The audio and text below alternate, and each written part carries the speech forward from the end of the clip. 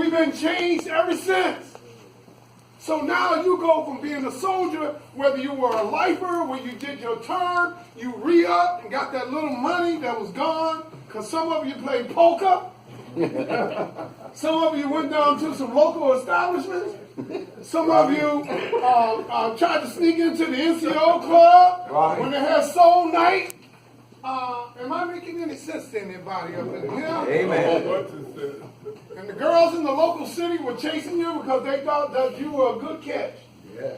I told them y'all look good until they live with you. Amen. Tell the truth. So my presentation is not based upon all of that, because that's who we are. My presentation is going to say, okay, you've been a civilian, you've been a soldier, and now you are a civilian soldier because those traits and those trainings that we received. I believe I was a sharpshooter on an M16 back in the day. But that was 44 years ago for me, and for some of you in this room, that was 72 years ago. Got the numbers right? Am I the youngest one in here? I think I'm the youngest one in here, right? No. Oh, we got a young guy? What year were you born, John? 73. Oh, yeah, man. Why are you here? We'll talk. We'll talk. Hey, man. We'll talk. I got discharged September 16, 1973. Okay. That's my point that I'm telling. Okay. That's my point. So we'll let you roll with this, because these are lifers that are in the room. They're the ones you sit around and you learn how to navigate around the base. How to know when you go off base, how to navigate and conduct yourself. Because they had to force me to get on the plane to leave Thailand. I don't have to say enough said. I had my orders, but I had my mind made up. I was going to stay in Thailand. What's that? Don't go there. But here's the question that I have for you. And I want you to be honest not only with me, but with yourself. We've lived longer than any of us expected that we would live. We live longer. We're still the same civilian soldier that we were when we were released and got your DD-214. Our bodies have lived longer, and now we're starting to have issues with our knees and trying to outrun art and rumor, trying to keep our minds focusing on what it is.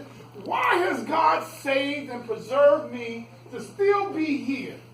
I just got a Facebook response from this young guy today, and he says, y'all need to give up the microphone because y'all don't know we're living over this 70-year stuff. And you guys are just race baiters because you're making stuff up and you don't get it. And you're making it hard for us to be black people today. Boy, I want to jack slap that young boy so bad because he don't get it. He don't understand. But I said I can't dignify his response because how do I respond to him, Robbie? He doesn't get it. We did the same work. We got less pay. We got dismissed, but yet we served. We served honorably and with dignity in the terms of what we were called to do and the oath that we took. Ain't nothing changed. But yet America has been giving us false promises all the time. But yet we serve. We served in every conflict in this nation's history. We were there. Our blood is in this soil. I even borrow a phrase from Abraham Lincoln. Ain't nothing I can say in Gettysburg that is going to replace what these men have done. At the time, women were not in the military back. And so there's nothing I can really say that will really even give a semblance to all of the experience. Because I know whether you went to Midnight Child, whether you were in formation, whether you were in your unit, there was somebody that reminded you that you were less than the rest of the folks in that unit. Can I get an amen in this room? They made like hell for us. Right. But we served. And for this young whippersnapper to say, we need to go sit down because we're making it hard for blacks, he have no idea. I think Reverend Sharpton probably said it best. He says, this young person says, I got my college degree on my own. I got my resume on my own. And you black folks want to take credit for what it is that I've done. Say, young man, let me tell you something. Yeah, you did go to college and get that degree. Yep, you did do your resume on your own. But it was people like us forced them to read your resume. Because if we didn't do what we did, they wouldn't have the opportunities. But they don't get it. So I'm preaching to the choir here. So I know that anything that I say that's off kilter, I will know when it's time to change the subject. Because that's what we are.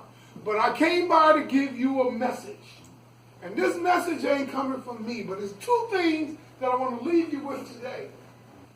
That I think that are examples of the gifts that you have been given, the longevity that you have been provided. You are still valuable, and so it's not sitting and resting on your laurels, because you wouldn't be sitting here if it was.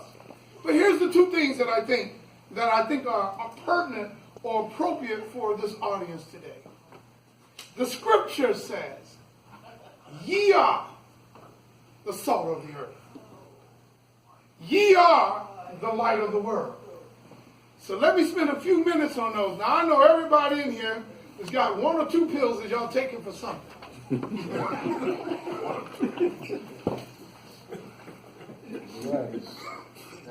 Hello? Some of y'all might be taking 5 or 6, but it's okay. But I know one of them is that what is it about this thing we call pepper is okay? But what is it about black people that we just love salt? We love it.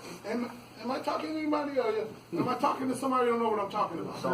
You put salt on corn, you put it on rice, you put it on grits, Watermelon. you put it on chicken, on watermelon. You put salt on everything. But what salt does, salt preserves things. That's why sodium is so high. But I'm not going to go down the medical route. That's not where I'm going. The salt says that ye are the salt of the earth, means that you bring flavor to wherever situation that you find yourself in. You add flavor, you add depth. That means it's going to be good. Because you know what? When you put some salt on some stuff and you doctor it up pretty good, put some hot sauce on it, you know, Marvin, you know, you're rolling. Living like I'm not.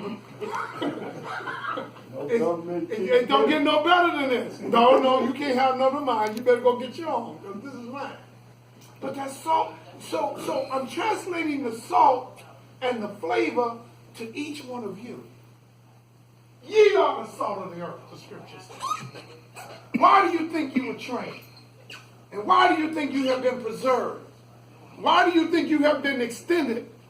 Regardless of your condition. Because if you have your right mind and you have the ability of your limbs, you still can make a difference.